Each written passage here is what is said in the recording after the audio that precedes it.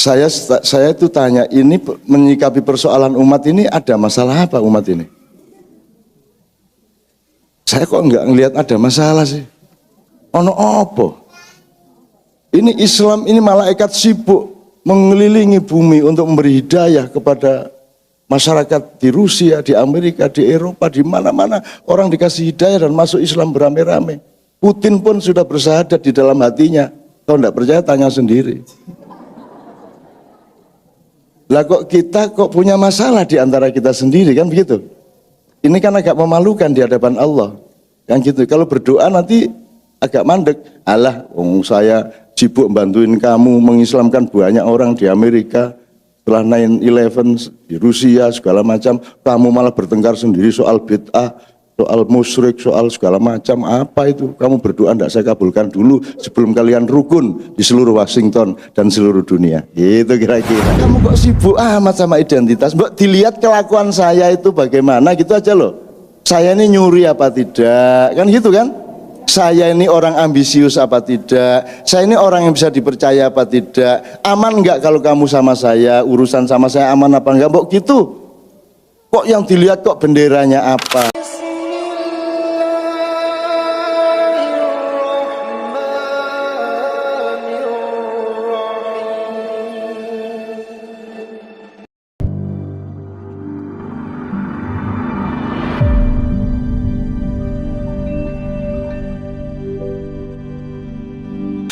Bismillahirrahmanirrahim. Assalamualaikum warahmatullahi wabarakatuh. Saya agak geser maju sedikit karena ibu-ibu saya lihat cuman kerudungnya jadi kan gak enak. A'udzubillahi minasyaitonirrajim. Bismillahirrahmanirrahim. Inna fatahna laka fatham mubina liyaghfira lakallahu ma taqaddama min dhanbika wa ma ta'akhkhar wa yutimma ni'matahu 'alaika wa yahdiyaka siratan mustaqima wa yansurakallahu nasron aziza. Sadaqallahul azim. Amma ba'du. Saya awali dengan rasa syukur kepada Allah bahwa saya diizinkan Allah, bahkan diinisiatifi Allah juga untuk dipersaudarakan dengan Anda semua di Washington DC. Dan saya terima kasih kepada Anda semua gelem dadi dulur saya, mau menjadi saudara saya. Dan kalau sudah bersaudara di dalam Islam, dia skalanya harus dunia dan akhirat sekaligus. Amin ya rabbal alamin. Kalau saudara itu berarti siap untuk meleh PT, siap untuk nyugui macam-macam kalau saya datang. Bismillahirrahmanirrahim. Ini tadi pembawa acara mengawali dengan urusan identitas saya. Siapa saya ini sampai ujungnya Mbah Nun ya, Mbah Ngainun ya. Padahal tema malam hari ini, siang apa sore apa ini Pak? Tema sore hari ini adalah menyikapi persoalan umat, dan saya yakinkan kepada Anda, kalau Anda mengurusi identitas saya, itu akan nambah masalah umat. Jadi menurut saya tidak perlu diurusi siapa saya. Anda tidak usah peduli siapa saya, dan saya juga tidak pernah peduli sama siapa saya. Dan juga saya ini rela tidak ada juga tidak ada masalah, dan Anda tidak rugi apa-apa kalau nggak ada saya. Saya tidak akan pernah menganggap diri saya penting untuk berada di suatu tempat, kecuali di dalam ridho Allah Subhanahu wa Ta'ala. Oke. Tapi kita ambil pembelajarannya aja, karena kalau sampean nanya siapa saya akan shortcut, mending pakai metodenya Sayyidina Ali bin Abi Thalib karamallahu wajhah aja, undur makola wala tandur mangkola. Pokoknya produk saya itu apa itu aja, mereknya enggak usah diperhatikan. Jadi yang dilihat yang saya omongkan aja, siapa saya yang ngomongin enggak penting. Gitu. Itu Ali bin Abi Thalib memberi opsi pada momentum budaya tertentu seperti itu. Sebab kalau ngurusin siapa Anda, siapa saya, ini yang bikin masalah juga. Sebab kita ini secara internasional, secara dunia dan ilmu mondial sampai hari ini tetap tidak pernah punya kesepakatan untuk membedakan, untuk memastikan identitas itu apa. Orang tidak memahami, sedikit aja ini untuk ambil ilmu dari MC kita tadi. Orang tidak mengerti bedanya identitas dengan personalitas. Kalau Anda punya ID, itu kan ada nama Anda, terus ada PIN-nya gitu. Kalau di Arab bahkan harus 3 ya Pak ya, harus 3 lengkap. Terus tanggal lahir, tempat dan tanggal lahir dan seterusnya, itu disebut identitas. Padahal itu bukan identitas. Jadi yang menentukan Anda menjadi anak bapak ibu Anda adalah Allah, bukan Anda. Jadi itu bukan identitas Anda, itu kehendak Allah, bukan identitas Anda. Kalau identitas Anda adalah pilihan Anda melakukan sesuatu, pilihan Anda untuk kuliah, untuk bekerja, untuk nikah, untuk apapun. Tapi kalau yang dikehendaki Allah adalah personalitas. Jadi menjadi sampean itu personalitas, bukan identitas. Rambut sampean keriting apa lurus itu bukan identitas. Hidungnya mancung atau tidak mancung itu bukan identitas, itu personalitas. Nah, orang sekarang tidak serius mempelajari itu sehingga akhirnya dia hanya ngurusin identitas dan akhirnya kehilangan personalitas. Sehingga ketika identitasnya pensiun, dia kehilangan dirinya dan mencari-cari dirinya habis-habisan. Karena dia tidak pernah ngurusin personalitas dirinya. Personalitas itu adalah yang tertulis di Lauhil Mahfuz.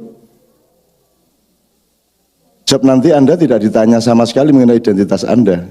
Tidak ada pertanyaan malaikat mengenai KBRI di Amerika Serikat atau di Panama atau di mana. Tidak ada. Tidak ada pertanyaan Allah mengenai masjid Imam Center atau masjid Al-Hikmah atau masjid Al-Falah dan lain sebagainya. Tidak ada pertanyaan tentang itu. Juga tidak ada pertanyaan tentang PKB Republik Indonesia, tidak ada. Yang ada adalah what did you do? Apa yang kau lakukan? Bahkan tidak ada pertanyaan mengenai keluarga. Itu jadi menurut saya hidup itu yang nomor satu adalah menemukan kembali, meneliti kembali siapa dirimu di dalam yang direncanakan oleh Allah. Itu kalau saya. Jadi ada diri sejati, ada diri budaya. Gampangnya gitu. Kalau diri sejati adalah yang Allah kehendaki atas engkau, diri budaya adalah yang engkau upayakan atas engkau. Ada diri hakiki, ada diri adabi. Adabi itu diri yang direkayasa oleh dirinya itu sendiri, oleh manusianya sendiri. Ada diri hakiki dari Allah dan ada diri ijtihadi. Dirimu yang engkau ijtihadi, yang engkau perjuangkan. Dari tidak bisa menjadi bisa, dari tidak sekolah menjadi sekolah, dari bukan siapa-siapa menjadi siapa-siapa secara budaya dan seterusnya. Nah, itu yang selama ini tidak pernah dikerjakan oleh manusia sehingga semua mempertengkarkan identitas dan semua energi hidupnya habis untuk ngurusin identitasnya. Dan identitas itu berarti dalamnya ada akses uangnya, akses jabatannya, dekat sama wapres apa tidak dan seterusnya. Itu identitas. Kalau personalitas enggak. Personalitas itu urusannya adalah dunia ini kalau mau baik-baik sama saya monggo, kalau saya harus miskin ya enggak apa-apa, asal Tuhan enggak marah sama saya. Itu personalitas. Oke, Bapak sekalian, itu saya sekedar merespon supaya Anda mulai hari ini enggak usah pusing saya itu siapa. Kalau sekedar untuk inisial saja supaya manggilnya jelas ya sudah tinggal pilih. Dari dulu orang manggil saya, kalau yang usia saya dan di atas saya, misalnya ini senior saya yang saya sangat hormati Pak Abdul Nadran yang manggil saya Nun gitu kan. Tapi kalau orang selihting sama saya ya Nun juga, tapi kalau di bawah saya manggilnya Cak Nun. Nah sekarang ini Cak Nun sudah menurun ini. Prosentase panggilan Cak Nun sudah menurun karena didesak oleh frekuensi yang naik yang manggil saya Mbah Nun. Anda lihat aja kalau misalnya ada di internet itu bisa dihitung itu. Jadi panggilan kepada saya dengan Cak itu menurun dan yang meningkat itu Mbah, dan itu sebenarnya membanggakan tapi juga menyakitkan. Jadi kalau saya sudah keliling-keliling kayak gini, bayangin tadi malam ngobrol 2 malam berturut sampai jam 4 gitu, ntar jam 7 sudah harus di airport ya. Terus ntar itu juga terjadi di Surabaya, di Jakarta, di Bandung, di mana saya selalu sampai pagi, terus nanti langsung ke airport, terus nanti di airport belum mandi, masih capek, belum sarapan, terus didatangi orang, terus ya Allah, Cak Nun sampun sepuh nggih. Lah, mate aku. Lah iya wis tuwek aku rek gitu loh. Ya orang tua itu ndak usah dibilangin sudah tua. Tua itu aja sudah sakit kok. Kalau kamu bilang orang orang tua itu sudah tua kan menyakitkan gitu loh. Oh, sudah jelas kaki pincang dibilang cang nanti cang kan gitu kan. Itu ya Bapak sekalian. Ini mudah-mudahan membuat kita memiliki apa namanya dimensi yang lebih kaya sebagai saudara. Nggak enak dong kalau bersaudara nggak ada guyonnya, nggak ada mesranya, nggak ada nggarap-nggarapnya gitu ya, ngerjain usil-usil dikit lah gitu ya, dikit dalam batas.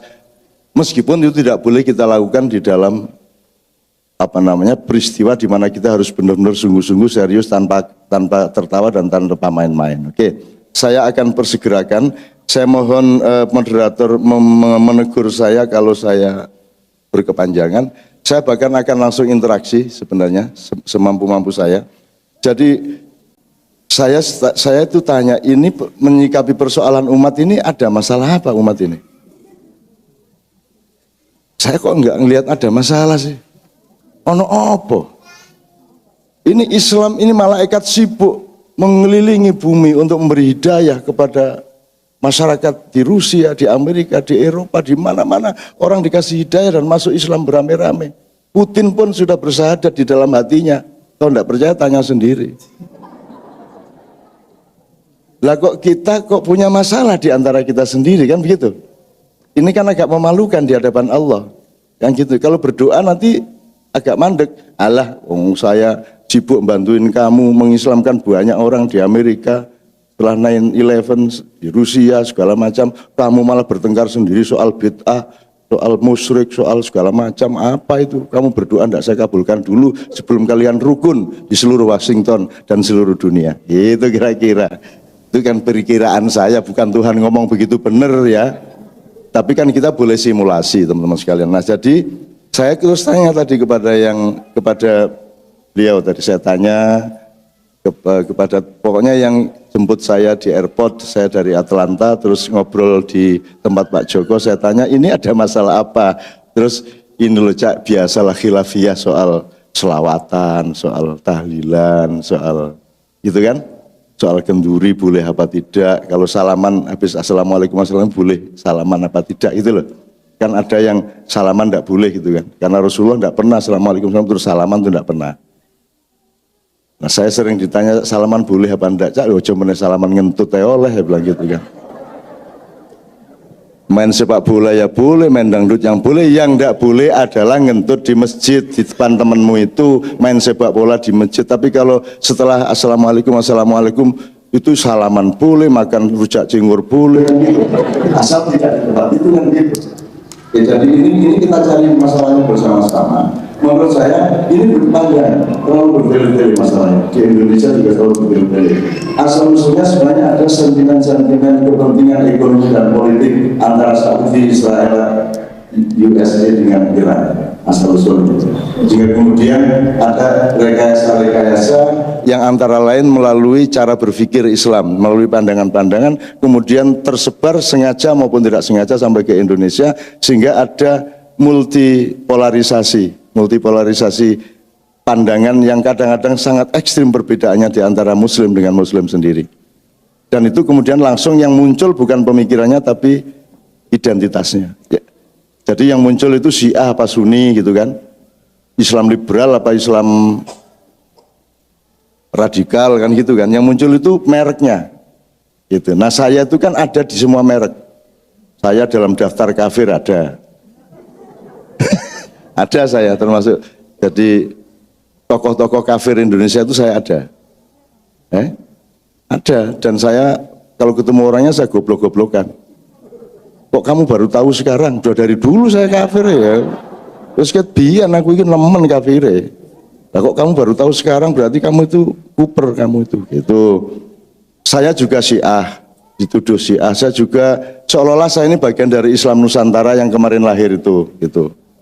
Terus, jadi sekarang saya takut ngomong Nusantara. Padahal dari dulu saya tuh ngomong Nusantara untuk romantisme ke Indonesia. Itu saya pakai Nusantara. Ketika saya harus menjelaskan bahwa ini Yunani kuno sama Mesir kuno ini bekerja sama untuk mengubur Nusantara kuno, sehingga sejarah yang Anda pahami mengenai leluhur Anda itu tidak ada bahannya. Karena yang mendominasi dunia adalah Yunani kuno. Begitulah orang main drama, begitulah orang bersekolah. Anda harus pakai Anglo-Saxon, Anda harus pakai English language, dan seterusnya. Pokoknya itu ada dominasi Yunani kuno. Terus Nusantara kuno hilang. Dan disembunyikan supaya Anda tidak pernah kenal siapa diri Anda, supaya Anda tidak menghormati leluhur-leluhur Anda. Itu kira-kira. Nah, dalam situasi-situasi seperti itu saya sering ngomong Nusantara. Nah sekarang saya tidak berani ngomong Nusantara, sebab kalau saya ngomong Nusantara, dia sangka saya anak buahnya Said Agil. Angel di Indonesia ini. Ngomong ini salah, ngomong ngono salah. Soalnya semua kata sudah direkrut oleh identitas-identitas kelompok-kelompok, Pak. Semua kata. Yang belum cuma Allah sama Rasulullah, dok. Kalau wali itu ya wali songo ya. Ada wali songo, sudah mantep kita sama wali. Sekarang wali itu band. Greng wali ya. Sekarang ngelundas gue. Sampai Sunan Bonang itu marah sama saya. Nun, ya apa karepe arek-arek itu? Saya itu nguji Raden Syahid terus dari Sunan Kalijogo itu saya uji untuk mendapat karomah dari Allah supaya lulus menjadi wali itu 1 tahun. Dia saya suruh berdiri di pinggir sungai menjaga tongkat. Maka kemudian disebut Sunan Kalijogo. Itu 1 tahun. Jadi berat jadi wali. Lah kok saiki nggawe lagu greng jadi wali. Ki apa karepmu iki gitu. Saya dimarahi sama Sunan Bonang. Terus raja lu. Jadi raja itu kan setengah mati. Saiki ben yo raja. Dewa coba.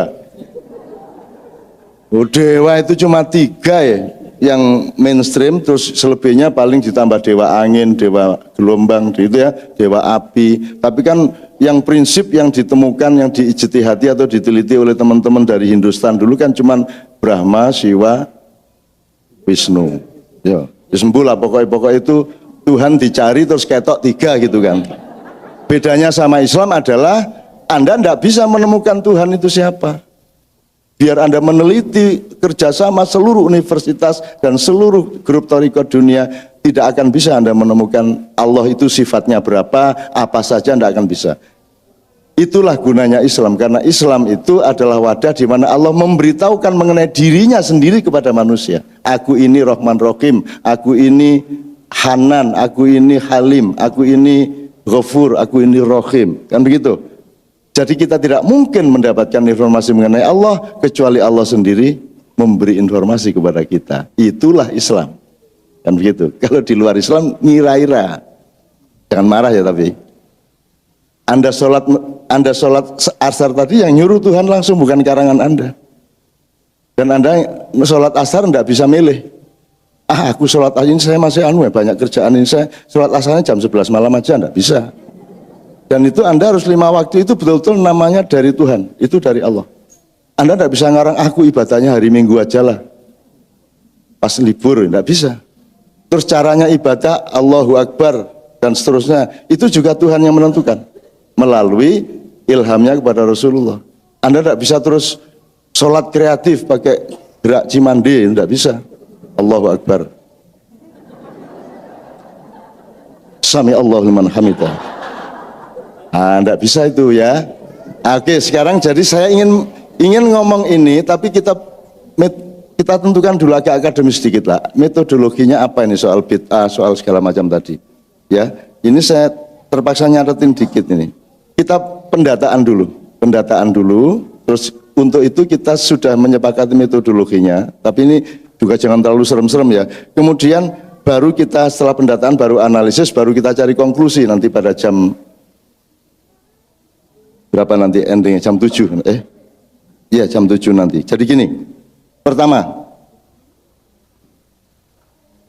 yang harus kita sepakati begini, orang Islam itu disebut muslim atau disebut tidak muslim itu pertimbangannya atau metodenya kuantitatif apa kualitatif, jasadiah atau ruhiyah, ngerti maksudnya? Atau kedua-duanya dengan persentase yang, maksudnya gini loh, apakah kalau saya pakai peci berarti saya muslim? Bahkan apakah kalau saya sholat sampai sujud, apa berarti saya muslim? Menurut siapa? Menurut Anda?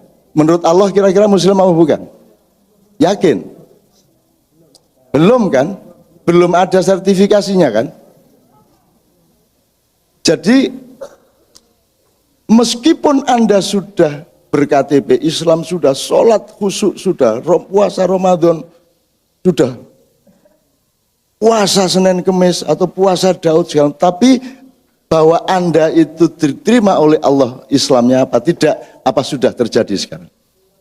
Belum. Jadi kan tetap kita harus rendah hati, kita tetap harus berusaha, kita tetap harus husnudzon kepada siapa saja dan berdoa mudah-mudahan semuanya kelak diterima oleh Allah. Wong kita sendiri belum dapat sertifikat, nggak usah nuduh orang lain kafir gitu loh. Wong kita sendiri belum tentu muslim kok. Saya yakin, saya muslim, saya yakin, tapi cuman keyakinan loh, bukan legitimasi loh. Iman adalah jembatan yang menjarai antara fakta Anda dengan kehendak Allah. Maka dibutuhkan iman, karena belum ada. Kalau nanti di surga enggak butuh iman, Bu. Di surga kok pakai iman, sudah menyatu dengan Allah kan enggak butuh iman. Iman itu ketika kita belum jelas. Sehingga kita membutuhkan kejelasan yang kemudian harus kita yakini supaya kita hidup dengan kuda-kuda yang kuat kan begitu. Nah, jadi sekali lagi, pertama parameternya adalah kuantitatif dan kualitatif. Itu pertama. Terus kalau Anda mencuri pada suatu habis sholat Jumat terus rundingan wani piro gitu ya. Kan di Indonesia banyak gitu. Belum kering itu sudah wani piro. Ketika Anda mencuri, itu Anda masih muslim enggak?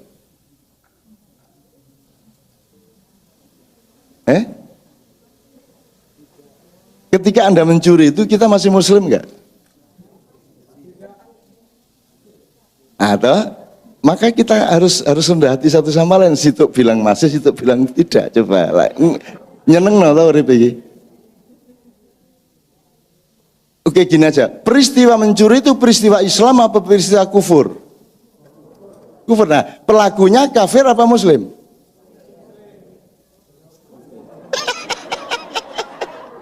Nyeneng lagi.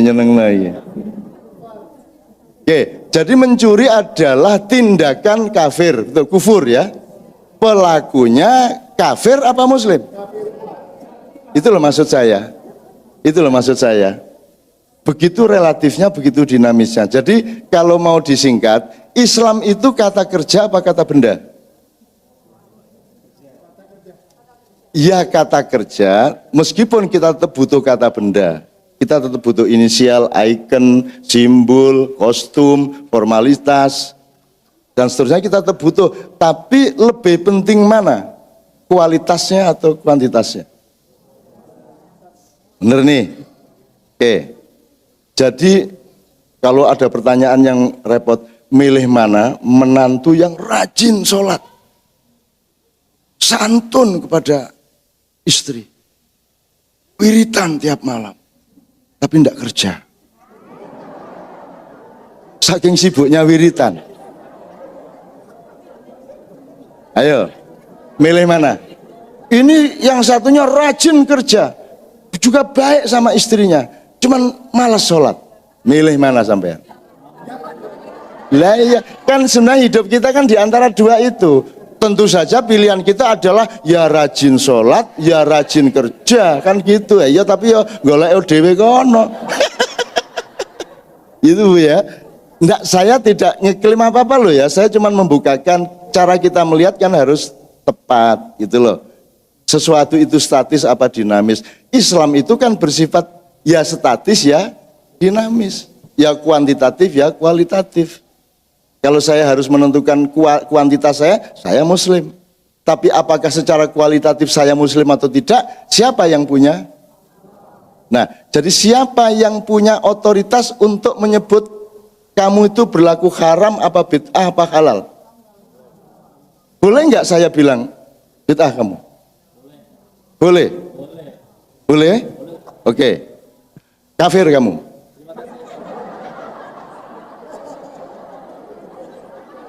Ini Mas, saya berhak berpendapat bahwa itu kafir, bahwa itu bid'ah, bahwa itu musyrik. Saya punya berhak berpendapat. Tapi apakah saya punya otoritas untuk nuding seseorang? Itu maksud saya. Nah, monggo ini bukan keputusan saya. Ini keputusan Anda. Saya itu cuma bukain. Menurut Anda gini, meso boleh enggak? Ngerti yang orang Jawa, meso? Meso itu kan saya tiap hari meso, Mas. Di dalam hati saya. Kalau kepada Anda, misui namanya.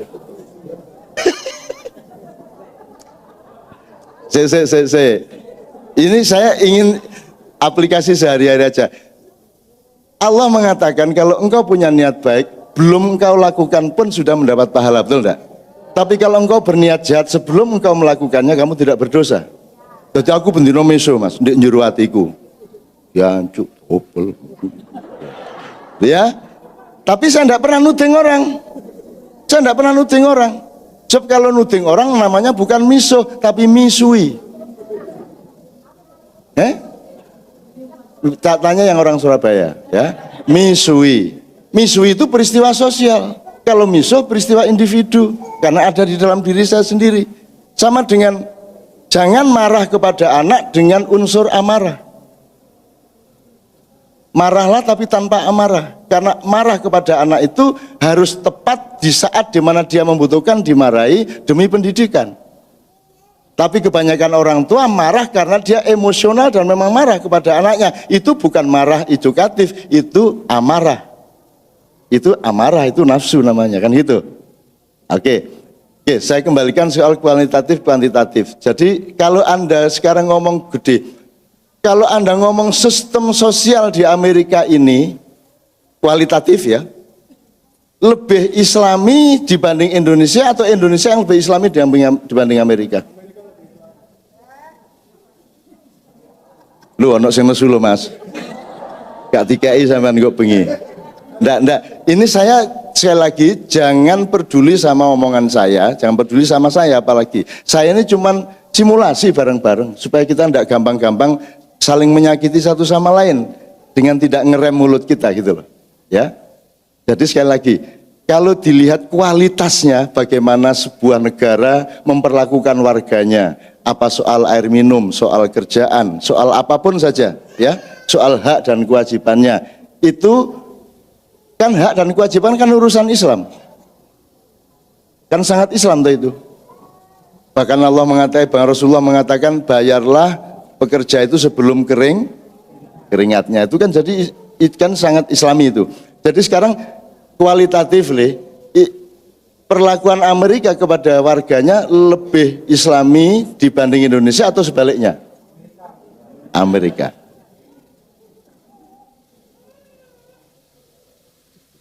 Milih mana, Amerika apa Indonesia?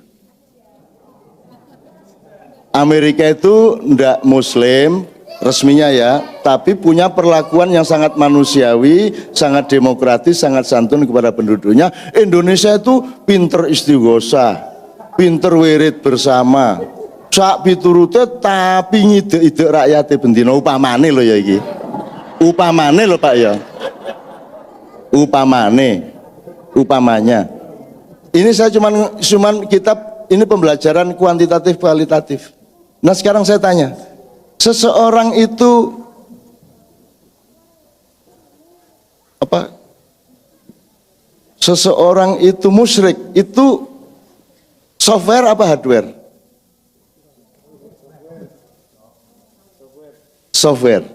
Kalau software bisa nggak kita tahu seseorang itu musyrik atau tidak? Nah, indikatornya kan hardware Mas ya. Minimum display dari software itu. Gitu ya Mas. Pokoknya ketok moto gitu ya. Kelihatan mata. Selama ini kita terbiasa untuk melihat softwarenya apa melihat display atau indikator dari software itu? Kan kita lebih ngelihat indikatornya. Tapi sebenarnya letaknya saya ini musyrik apa tidak itu apa di yang kelihatan pada saya atau di pikiran saya atau di hati saya. Jadi tahu nggak? Gini, ini kan soal syirik, ini kan soal niatnya dia fokus sama Allah apa tidak. Allah Al-Ahad atau Allah itu ada yang lain, ada yang dituhankan selain Allah, baru itu yang namanya syirik kan gitu. Nah jadi syirik itu letaknya di dalam software kita apa di luar. Jadi misalnya saya pakai ake, apakah saya pakai ake ini berarti saya syirik? Nanti dulu, aja enggak tentu ya, Anda enggak tentu jadi lumayan. Jadi lumayan, itu sama dengan orang Madura itu. Orang Madura kalau ditanya apa hukumnya makan nasi, Pak? Oh, enggak tentu, Mas. Lu kok enggak tentu lah, kalau nasinya curian ya haram, Mas. Apa hukumnya makan sate ayam? Oh, enggak tentu. Belum tentu itu. Lah ayamnya ayam tetangga apa ayamnya sendiri kan begitu. Ah, jadi sebenarnya kan enggak bisa kita judge gitu, Mas ya. Kita harus rendah hati satu sama lain sebenarnya. Nggak bisa tahu kita dia musyrik apa tidak karena alamalu binniyah. Gitu ya Mas ya? Benar nggak Bu? Jadi kalau bisa, ayo kita saling memaklumi, saling mendoakan, saling berhusnudzon, mudah-mudahan kita semua diberi petunjuk oleh Allah. Sekarang di sini taruhannya 11 apa 23? Enggak sejauh ini 11 apa 23? 11 ya? Lu katanya banyak NO. Katanya banyak nadhiinnya, kok 11? Yang benar yang mana Bu, 11 apa 23? Ya Bu? Beliau sudah menjawab benar semua. Benar semua. Bahkan tarweh itu 300 rakaat boleh enggak Ustaz? Boleh, ditambah 3 witir kan itu. Jadi daripada berdebat 23 apa 11, mbok sudah tarawih 100 rakaat. Biar modar kayak itu ya.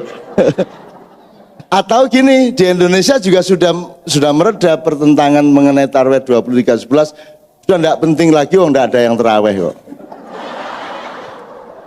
Apa meneh salat subuh, kunut apa ndak kunut, lah apa rame sampean ngoyo gak sembahyang subuh kabeh ae lho.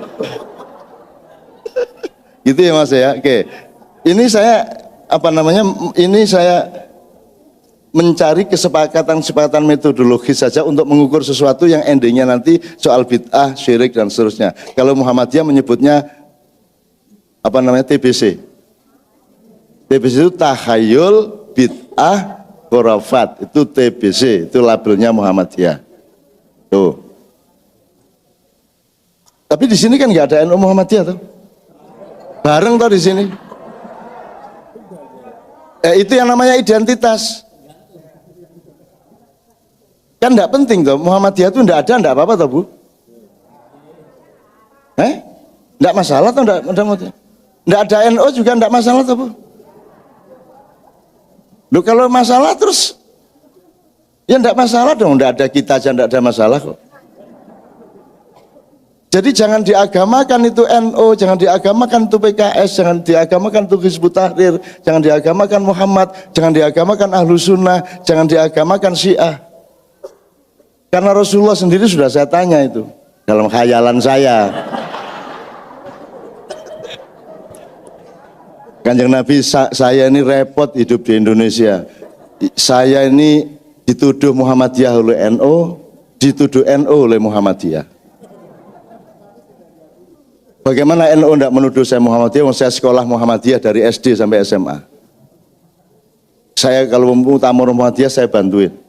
Terus Muhammadiyah juga tidak mantap dengan saya karena dilihat saya selawatan sama NU. Nah, jadi saya ini dituduh, terus saya juga dituduh Syiah oleh Sunni. Dan saya diyakini sebagai Sunni oleh Syiah. Kalau saya ini si B. Jadi saya ini identitasnya banyak sekali dan itu tidak dari saya semua tapi dari orang lain semua. Kamu kok sibuk amat sama identitas? Mbok dilihat kelakuan saya itu bagaimana gitu aja loh. Saya ini nyuri apa tidak? Kan gitu kan? Saya ini orang ambisius apa tidak? Saya ini orang yang bisa dipercaya apa tidak? Aman enggak kalau kamu sama saya? Urusan sama saya aman apa enggak? Mbok gitu. Kok yang dilihat kok benderanya apa? Terus saya bilang sama ya Rasulullah, jadi tolong kasihlah aku petunjuk. Sebaiknya aku ini masuk NU atau Muhammadiyah, Ahlus Sunnah atau Hizbut Tahrir atau Ikhwanul Muslimun atau ISIS kalian dah. Kalau memang Rasulullah nyuruh aku masuk ISIS, aku masuk ISIS. Dah, Rasulullah silakan berfatwa. Terus Rasulullah ini, apa emang nun apa ditulis? Apa mau NU? Apa NU? Nah, Rasulullah enggak tahu NU, Mas. Yang mirip nama saya tadi apa? Muhammadiyah.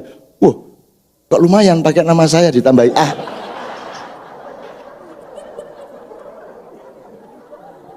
Lah Rasulullah itu ndak NU, ndak Muhammadiyah, ndak Sunni, ndak Syiah, ndak Hizbut Tahrir, ndak PKS, ndak PKB.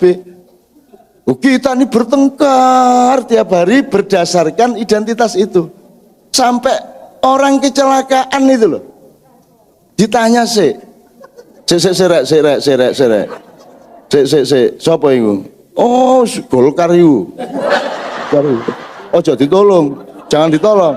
Itu, akhirnya nggak ditolong. Akhirnya yang kecelakaan, hei, aku NU, hei, NU. Akhirnya ditolong, udah diangkat. NU PKB apa P3? PKB.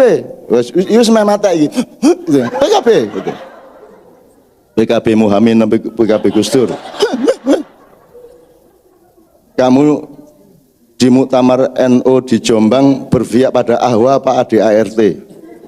Pek mate arek. Jadi ibu sekalian, mari kita nggak mubadir ya Bu ya. Mari kita efisien untuk kebaikan. Fastabikul khairat. Itu gitu nggak apa-apa diomongin asal untuk guyon-guyon gitu ya Bu ya. Gitu loh, jangan bertengkar beneran gitu loh. Ya kalau nyek-nyekan kan wajib menurut kita loh ya. Masa enggak nyek-nyekan, suami istri aja nyek-nyekan kok. Suami istri aja ya begitulah saling mencela, dul ya betul gitu kan. Jadi ada suami istri yang laki-lakinya manggil istrinya yem. Kalau istrinya manggil suaminya dul kan gitu. Dan begitu ketemu di kamar jadi bodoh dua-duanya. Iki gunungnya sapa Dek?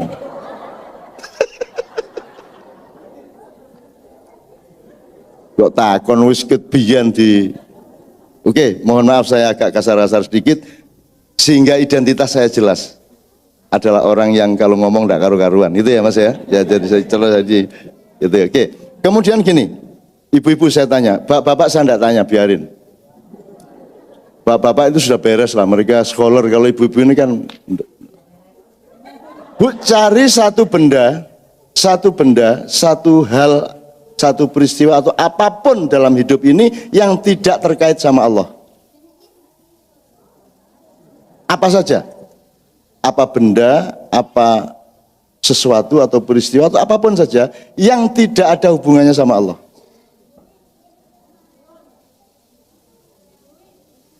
Ada enggak Bu? Bapak, ini ibu menyerah ini. Enggak ada.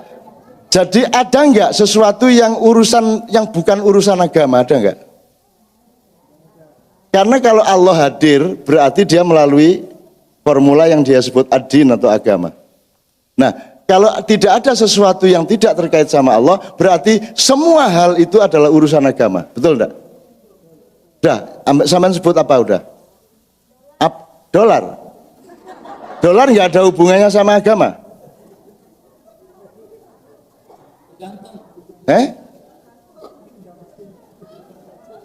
Oh Madura. Ya nek Madura. Ini saya jangan dipancing Madura loh. Saya punya banyak sekali cerita loh. Nanti akhirnya kita nggak jadi pengajian Madura toh ay. Ini saya dapat berita terus dari Madura yang enggak itu. Dan mereka sangat suka sama saya. Tapi jangan marah ya. Jangan marah. Bismillah ya Allah, aku mohon maaf ini demi kemesraanku dengan saudara-saudaraku. Jadi Pak Zawawi Imron tahu tokoh Madura? Cari saya, enggak ketemu terus pesen di rumah. Tolong kasih tahu Cak Nun. Orang Madura itu sangat suka pengajian Cak Nun. Apa sebabnya? Pak Zawawi, tokoh Zawi Imron ini penyair besar itu tanya kepada tetangga, kenapa kok suka sama Cak Nun? Cak Nun itu kalau pengajian itu banyak pelisetannya gitu.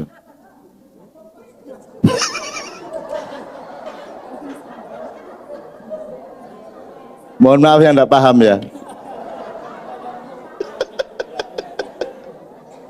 Lah orang Madura itu kan mulutnya nggak karu-karuan. Oh, pelesetan kok. Nggak bisa ngomong pelesetan tuh, nggak bisa.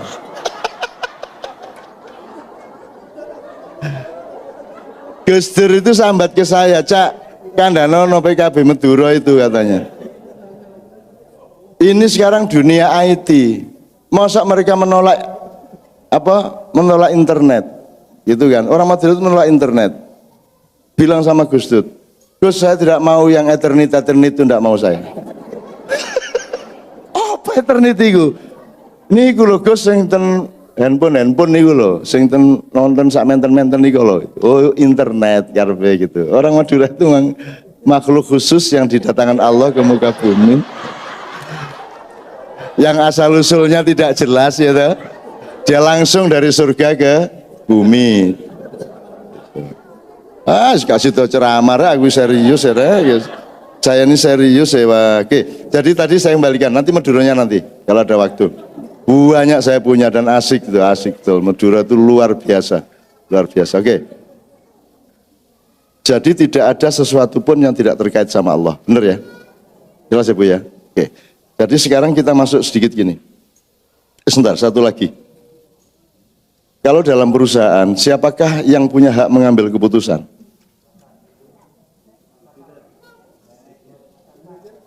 Apa Mas?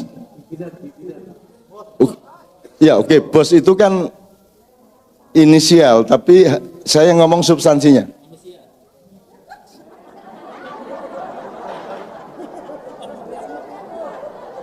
Yo, aduh sampian nih.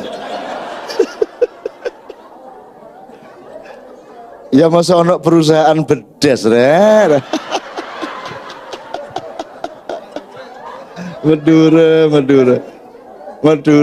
Pak, hati-hati ya kalau Oktober ini sampai ada kerusuhan, itu hati-hati kalau sama orang Madura. Hati-hati. Nah, wah, belok terus nanti sampai menang sih ya. Oke, dalam perusahaan Anda ini pakai logika aja, yang punya hak mengambil keputusan adalah pemilik saham. Jelas nggak? Jelas ya? Nah, pemilik saham itu diwakili mungkin oleh ya owner, komisaris gitu ya. Terus dia memandatkan sesuatu kepada direkturnya, direktur utama dan bawahannya dipinjami mandat atau dimandati untuk pengambilan keputusan yang sifatnya teknis. Tapi sifatnya policy, yang mengambil keputusan adalah owner, kan begitu? Oke. Kira-kira seperti itulah. Nah, kalau di negara, kalau dalam struktur negara kan sebenarnya ada susunan seperti itu. Tapi saya nggak usah ngomongkan, nanti jadi ngomong Indonesia. Saya sekarang tanya begini, siapa yang punya hak untuk menentukan itu boleh dan itu tidak boleh dalam hidup Anda? Yang punya saham. The owner of you. Who is the owner of you? Allah. Kalau saya bilang sama ibu, Bu, haram itu, Anda mau terima enggak?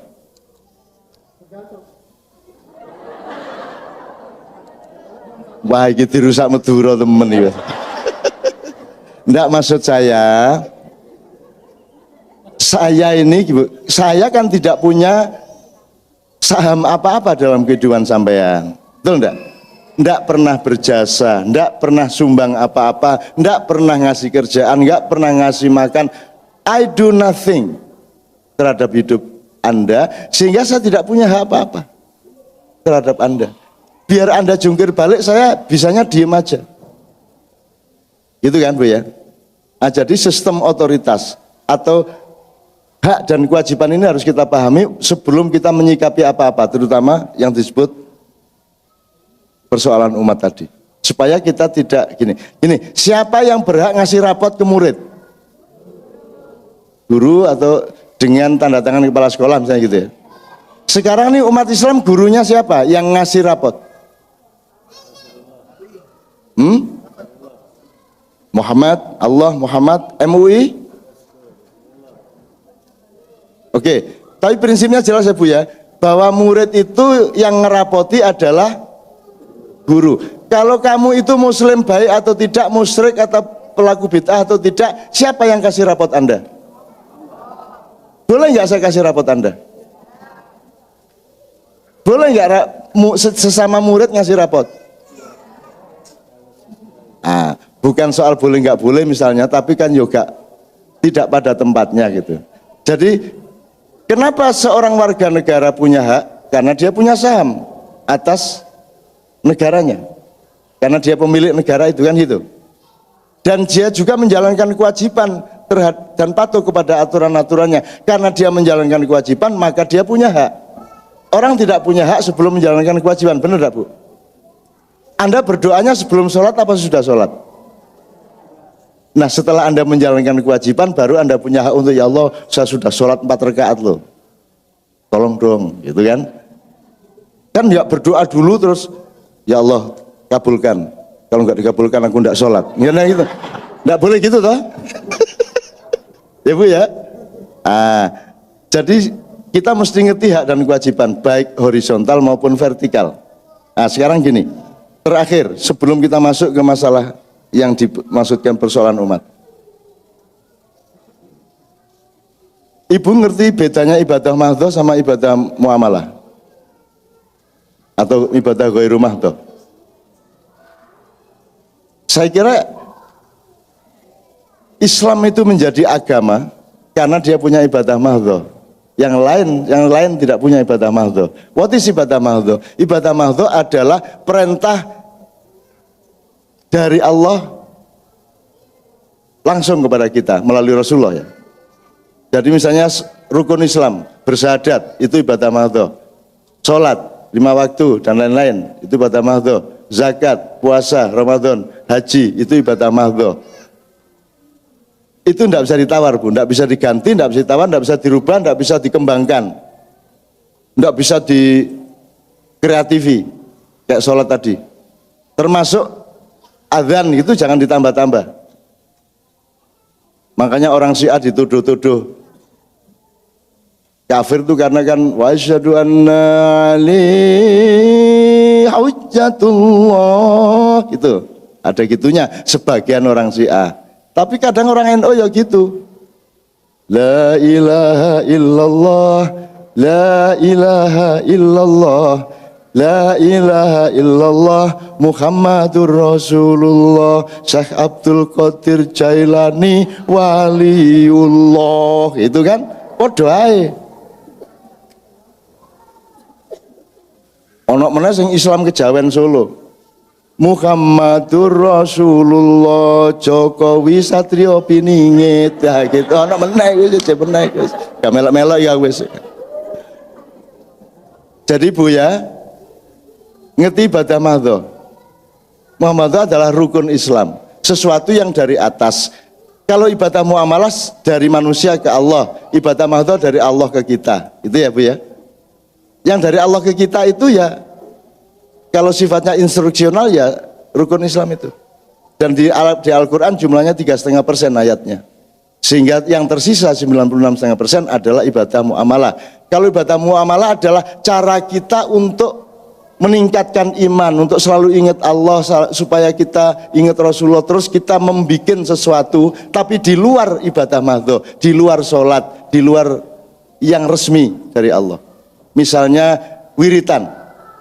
La ilaha illallah, la ilaha illallah, la ilaha illallah, ya Rahman ya Rahim, ya Rahman ya Rahim, ya Hafidh Fatni, ya Hafidh Fatni. Itu kan bukan ibadah mahdhah. Allah tidak nyuruh dan tidak mewajibkan, tapi Anda melakukannya demi supaya waktu dan energimu itu penuh oleh hubungan dengan Allah dan Rasulullah, kan begitu. Itu namanya ibadah muamalah. Ibadah muamalah itu kalau di beberapa tempat kemarin itu gini aja. Kalau ketela Bu, itu bisa dijadikan apa? Ibu-ibu geduk, bola, tape, peyem, keripik. Saya tanya, Ibu bersyukur ada ketela, tapi kan nggak langsung dijebol terus dikerakoti lah, gak? Ya toh, dipikir terus di eksperimentasi akhirnya jadi geduk, ada yang bikin peyem, ada yang jadi kolak segala macam. Jadi itu muamalahnya. Tapi mahdhohnya adalah Allah menciptakan ketela, gitu kan? Jadi kerjasama takdir antara Allah dengan manusia. Allah bikin kayu, manusia bikin kursi, bikin meja. Allah bikin kapas, manusia bikin bantal, kan begitu? Nah saya tanya, NO-nya, Muhammadiyahnya, PKS-nya, Hizbut Tahrirnya itu tela apa geduk? Geduk. Sekarang yang lebih utama geduk apa tela? Selama ini yang terjadi di kalangan umat Islam, yang nomor satu geduknya apa telanya?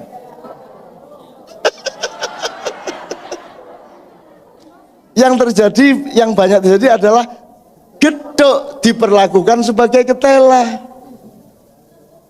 Betul nggak Bu?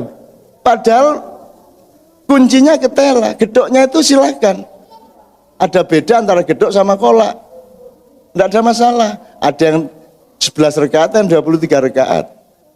Ada yang sholawatan cukup di dalam sholat, ada sholawatan yang ditambahin di luar. Ditambah sampai ilir-ilir, sampai apa segala macam, segala masalah. Angger jangan dimasukkan ke dalam ibadah mahdhoh. Kan gitu. Boleh nggak saya olahraga? Masya Allah, Masya Allah, maha besar engkau yang telah memberikan otot-ototku, ya Allah. Ya Allah, engkau maha besar, lihat ini jari-jariku.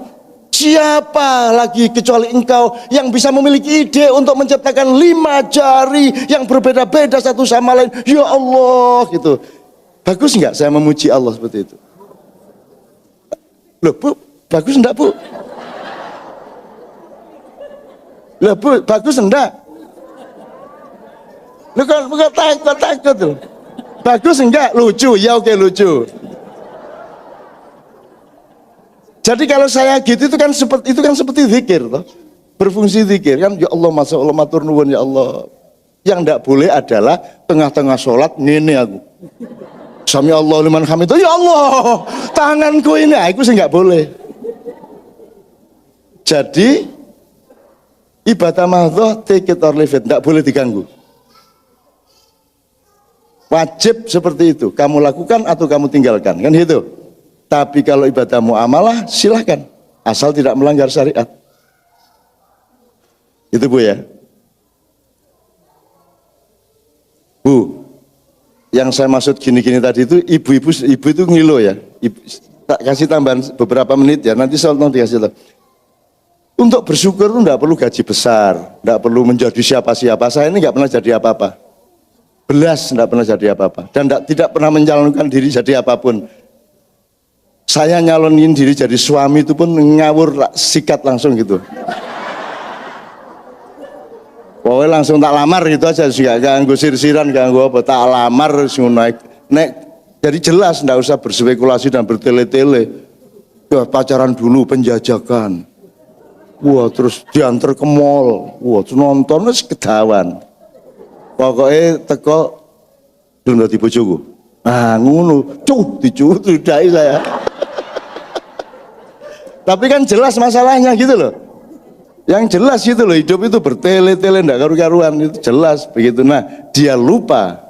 Dia tidak mengerti biologi, dia tidak mengerti ilmu frekuensi, dia tidak mengerti ilmu gelombang.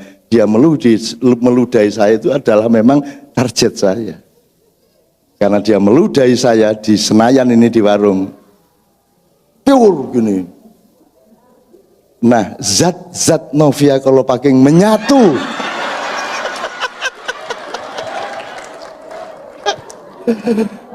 Menyatu dengan zat-zat jasad dan jiwaku. Dia terjebak dia. Maka kasih tahu anak-anak perawan-perawan bujangan meludahi laki-laki ya. Daripada ntar kena bener loh ya. Gitu. Oke. Iya Bu, tujuan saya itu supaya dia merasa terhina karena langsung saya lamar, ndak pakai ABC loh itu, ndak pakai Novia berapa albumnya semua, ndak pakai gitu-gitu. Masih di Tebet apa di BHP, nggak pakai gitu-gitu, langsung aja pokoknya makan pas buka itu mau jadi istri saya. Ngono, tegas mas, gitu loh. Cari presiden tuh yang tegas seperti itu.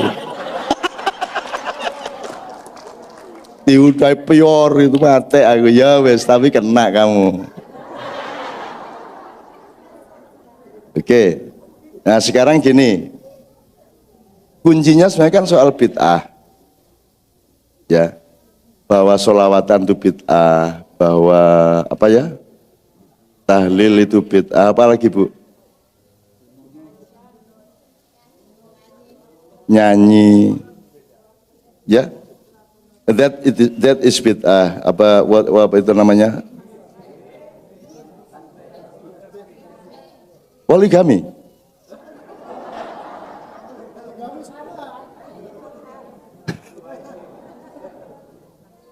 Poligami gue enak.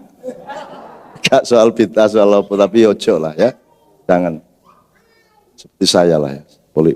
Monogami. Dunia akhirat. Ya Bu ya. Ya Bu ya. Setuju tuh sama saya Bu? Oke. Enggak. Saya tanya sekali Bu. Bapak-bapak, apa sih definisi bid'ah itu? Yang diketahui umum selama ini. What is bid'ah actually? Oke. Nyun sewu. Sesuatu yang tidak pernah dilakukan oleh Rasulullah.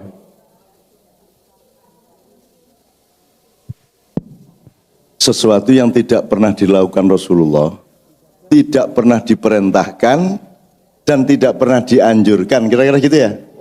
Oke? Ada skalanya enggak? Skalanya di mana? Dimensi.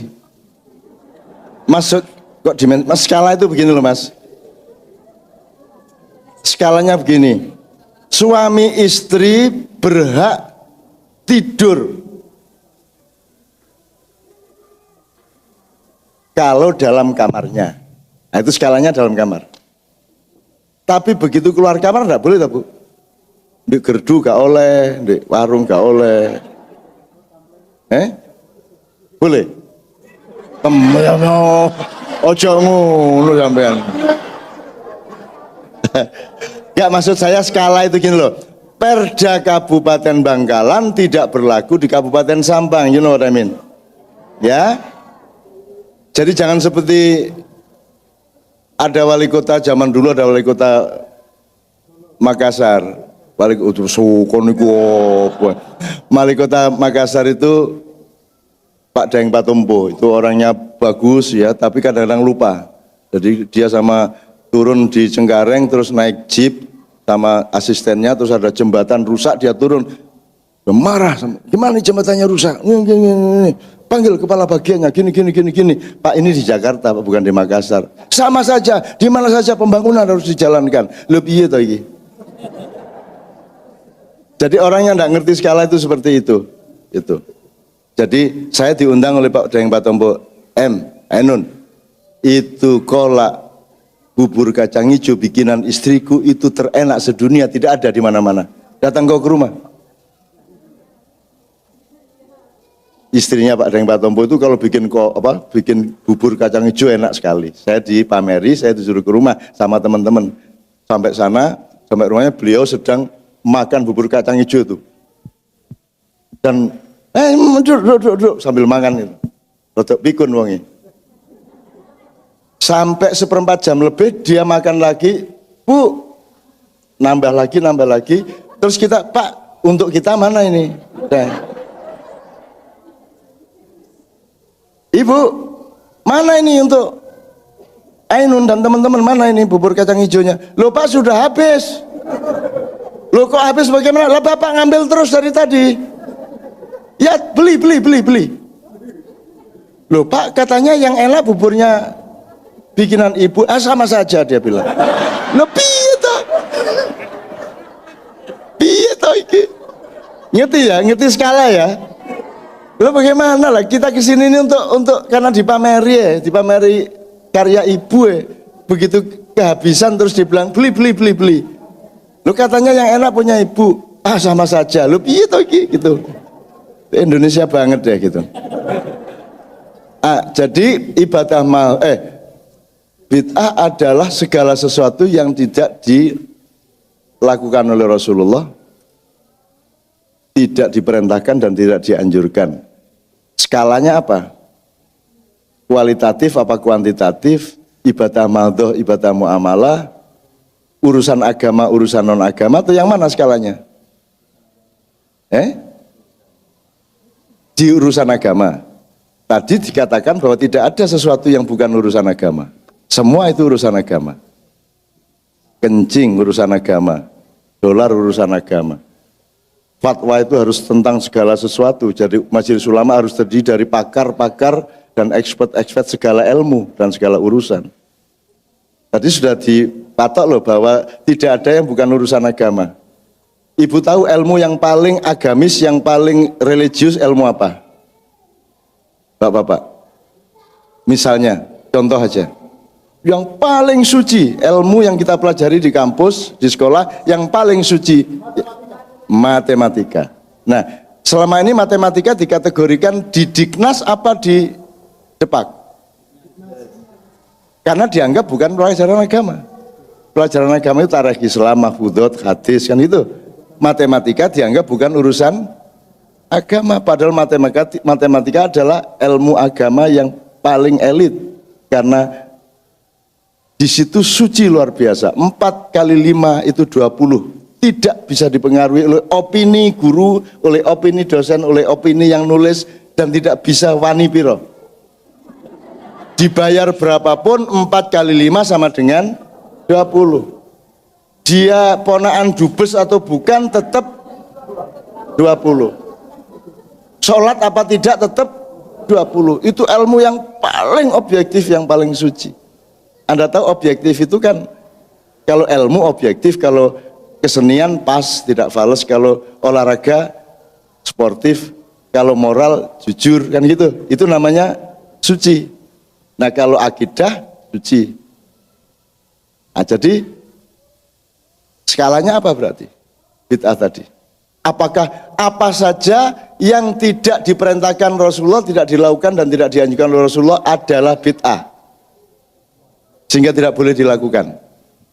Atau ada batasnya, Mas? Batasnya apa? Dengan agama? Dengan usul? Saya kira Anda ke depan aja tuh pakai menjelaskan supaya lebih jelas. Ya, ini kita memang belajar bersama, Mas. Bukan soal saya ceramah atau tausiah. Saya kira ini ada skala yang namanya usul dan furu, ya. Tolong dijelasin, Mas. Lu jangan saja. Mas, fadhol, Mas.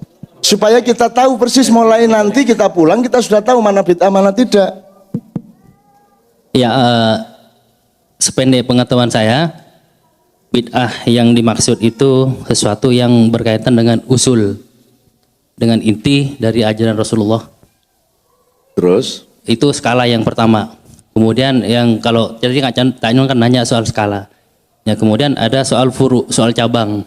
Soal cabang yang seperti tadi Canyong sudah sampaikan bahwa kalau yang namanya selawat ditambahin yang lain-lain itu sebetulnya bukan soal inti yang kemudian kita memperdebatkan. Nah, kecuali soal usul, kemudian kita nambah-nambahkan, misalkan sholat subuh 2 rakaat. Ya, kalau gitu jangan disebut usul sama furu, Mas. Itu kan bahasa para pembelajar fikih dan usul fikih. Sekarang pakai yang umum aja, yang tidak boleh dirubah, ya. Yang kalau dirubah itu disebut bid'ah adalah Anda menyebut usul. Yang kita tadi menyebutnya ibadah mahdhoh, yaitu rukun Islam. Kalau rukun Islam Anda rubah, itu namanya bid'ah. Kalau Rasulullah 3 rakaat, ya 3 rakaat. Kalau Rasulullah sujud, ya sujud. Nggak usah kamu terus gingkang. Allahu Akbar. Tuh. Nah, puasa Ramadan jangan dirubah. Ya sudah, puasa Ramadan dan harus Ramadan. Jangan mentang-mentang bareng sama hari libur apa terus Ramadannya dicepat-cepat atau ditunda, kan gitu. Naik haji juga begitu, ya naik haji itu ya ke Mekah. Jangan bikin Ka'bahan sendiri di belakang kebun.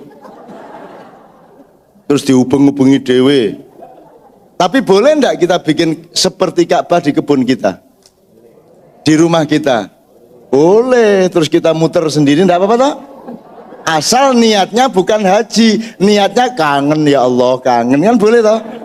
Mek ngincipi kula niki ngincipi kan boleh. Jadi alam biniyah. Orang selawatan juga malu biniyah, niatnya apa? Kan gitu akhirnya. Orang tahlilan, kalau dia menganggap tahlilan itu wajib dilakukan, salah, itu bid'ah. Gitu loh. Kok 3 hari, kok 7 hari? Bendino ya oleh rek. Tiap hari boleh, gendeng tapi. Mosok bendino tahlilan.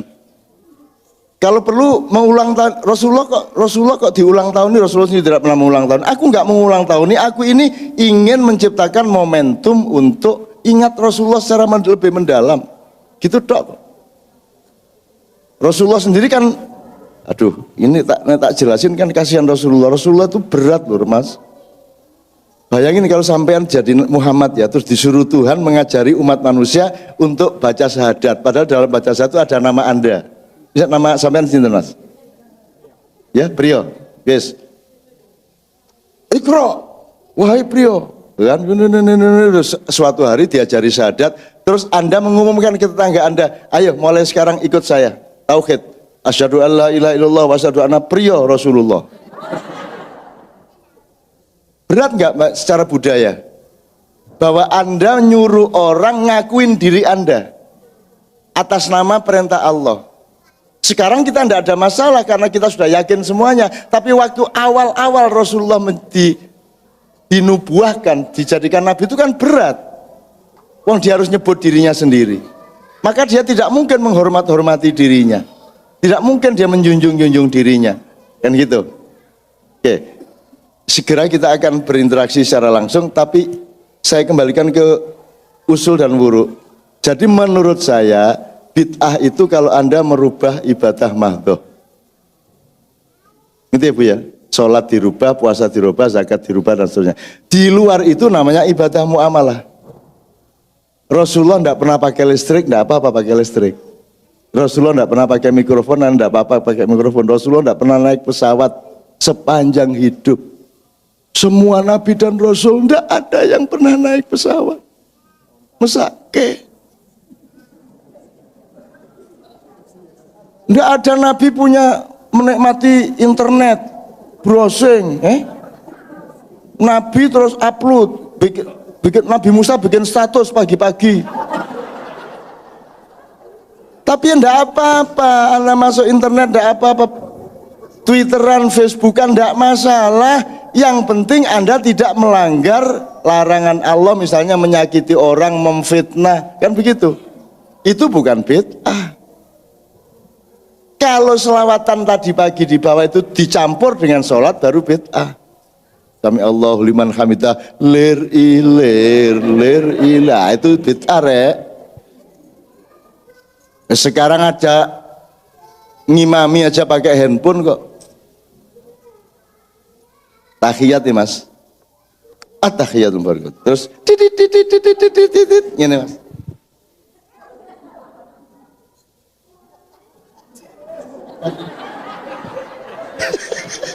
Diganti kiwa Mas. Ya apa arek-arek? Nyeneng no. Ya Mas ya. Jadi Bu ngerti ya. Jadi sekarang saya tanya. Jadi selawatan tuh gimana, boleh enggak? Mas, bid'ah bukan? Rasulullah enggak pernah loh mengulang tahuni dirinya, enggak pernah loh. Terus selawatan untuk dirinya, sholatullah salamullah ala toha, enggak toha itu Muhammad toh, ala toha rasulillah, gak tahu masuk Kanjeng Nabi kata ngene-ngene nang awake dhewe. Sampeyan iku ya aneh-aneh sih. Nggak apa-apa, asal tetap empan papan dan semua pada makomat yang tepat, gitu ya Bu ya. Jadi apalagi sekarang yang dipertengkarkan selama ini? Tahlilan, mulutan, mengulang tahuni Rasulullah. Terus kenapa tidak boleh? Karena Rasulullah tidak pernah menyuruh gitu. Saya itu kambing aja saya ulang tahun nih kok. Walang loh, tahu tak ulang tahun nih, Rek. Lah kok saya mencintai Rasul saya dengan cara-cara yang saya tidak melanggar ibadah mahdhah, kenapa dilarang? Ya kenapa kita menganut sahabat? Sahabat posisinya sama dengan kita. Apa bedanya posisinya sahabat dengan kita? Yang inti adalah atiullah wa atiur rasul. Yang lain tidak pakai atiu. Kenapa? Umar itu ahli bid'ah nomor 1. Abu Bakar ahli bid'ah nomor 1. Utsman ahli bid'ah. What is bid'ah mean? Bid'ah artinya kreativitas. Mubti artinya orang yang kreatif atau orang kreator. Kenapa? Apakah Umar, Ali dan 4 khalifah punya hak untuk membuat regulasi Islam? Apa punya hak dia? Haknya sama dengan kita semua. Meskipun kita takzim kepada beliau karena beliau orang yang dekat dengan Rasulullah, tapi haknya sama dengan kita. Bid'ah itu artinya Anda melakukan sesuatu yang ketika Rasulullah belum ada dan itu tidak pasti jelek. Misalnya mushaf, Mas, mana Quran tuh, mushaf itu. Tuh. Itu Rasulullah tidak pernah nyuruh, tidak pernah memerintahkan bikin mushaf itu, Mas. Itu bid'ah itu. Kalau mau ngomong bid'ah itu bid'ah, mushaf itu loh, Mas. Itu loh, Mas. Yang sampean waca itu loh. Oh, itu aja bid'ah apa meneh Al-Qur'an Samsung. Note S5. Ya sekarang kalau Anda anak-anak kita didik sebelum menyentuh itu harus wudu dulu lah. Saya terus piye? Nah, Al-Qur'an di handphone. Wudu dulu ndak? Lak gopo kabeh didik wudu. Tadi nang dindi nggo banyu kok.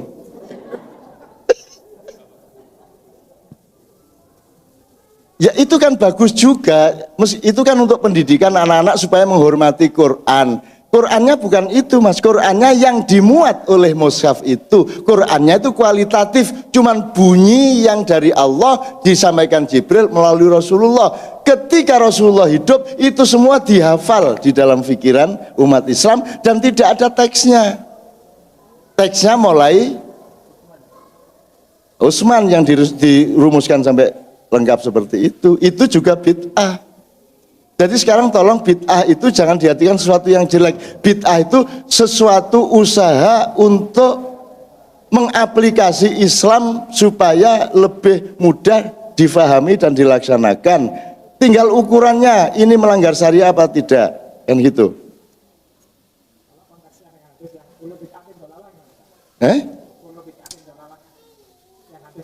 Ya kalau gitu bubarkan masjid ini. Apalagi ini bekas gereja.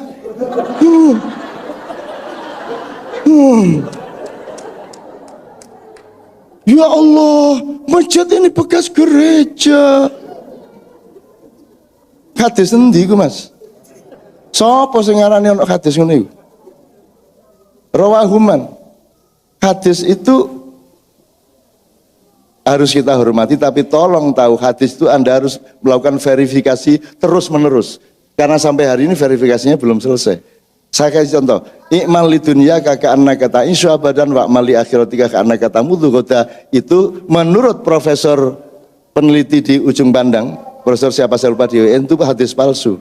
Dan saya konfirmasi ke banyak ahli hadis, itu juga hadis palsu. Padahal dipakai tiap hari lo ustad-ustad. Bekerjalah untuk duniamu seakan-akan kamu hidup selamanya, dan bekerjalah untuk akhiratmu seolah-olah engkau mati besok pagi. Kan gitu. Itu ternyata hadis palsu. Jadi hadis itu kita hormati, penting, tapi tolong jangan diperlakukan seperti Al-Quran. Begitu kita ragu-ragu, kita balik aja ke Al-Quran.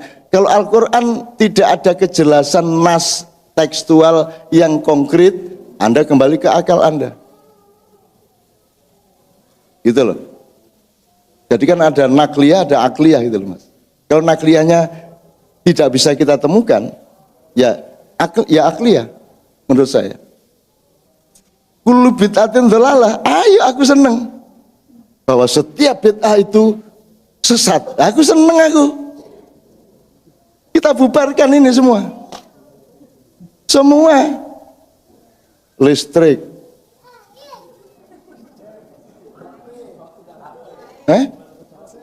Pesawat udara, jadi menaik gaji berangkang. Karo ngelangi kan ya. Loh, Mas, saya tidak mengecam siapapun yang punya kehati-hatian seperti beliau ini. Mereka itu membid'ah-bid'ahkan, apa sebabnya? Karena mereka ingin Islam itu jangan sampai dikotori oleh sesuatu yang tidak benar. Itu kewaspadaan teman-teman. Anda harus terima kasih karena teman-teman membuat kita waspada. Nah, cuman kita minta tolong jangan judge, jangan klaim gitu loh. Diperingatkan baik-baik bil hikmati wal mau'izatil hasanah. Kalau bisa rundeng daripada main kuasa, main polisi, main keputusan. Mbak sudah didiskusikan berkala. Gimana sih persisnya soal bid'ah ini, kita panggil ahli-ahli dari berbagai bidang yang mungkin bertentangan satu sama lain, kita himpun semuanya supaya kita mendapat pengetahuan yang lebih tepat mengenai bid'ah dan seterusnya itu. Karena bid'ah itu artinya adalah kreativitas. Rada angel meneh. Innovation. Jadi ahli bid'ah adalah inovator. Masalahnya inovasi tidak boleh merubah ibadah mahdhah gitu dok. Sepanjang tidak merubah ibadah mahdhah ya tidak ada masalah. Gitu loh Mas. Mau ini semua bid'ah kalau diturutin bid'ah kabeh. Naik haji itu kalau persis seperti Rasulullah tidak bisa dilaksanakan. Karena Rasulullah itu kalau tawaf hanya sekali dan naik onta. Betul enggak? Sekarang bayangin, wong jalan kaki tidak pakai onta aja kerennya jatuh. Sekarang bayangin kalau 2 juta orang itu bergiliran mau bengang onta. Jadi itu kira-kira butuh berapa kali lipat waktunya Mas? Kalau pakai onta semua. Ceklek. Lihat terus untuk ke Hajar Aswad ya apa caranya? Mencolot tuh ke unton.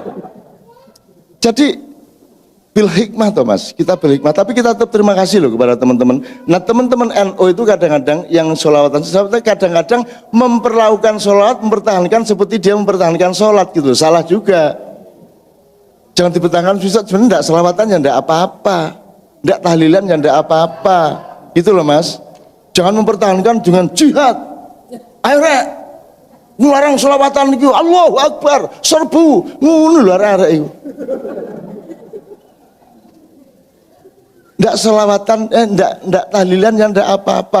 Terus dimarahin, kok pakai surat Yasin? Emang hanya Yasin Al-Quran? Ya mboten Mas, ya enggak. Cuman iki oleh muru iki sing hafal iki Yasinan tok. Lah syukur ada kiai. Soalnya Yasin itu paling gampang. Wis saiki nek al-waqiah ngelu ndasmu. Idza waqatil waqiah waqatiha kadzibah. Wis ndak apal-apal kamu. Sukar sekali. Nah, Yasin itu yang paling gampang dihafalkan.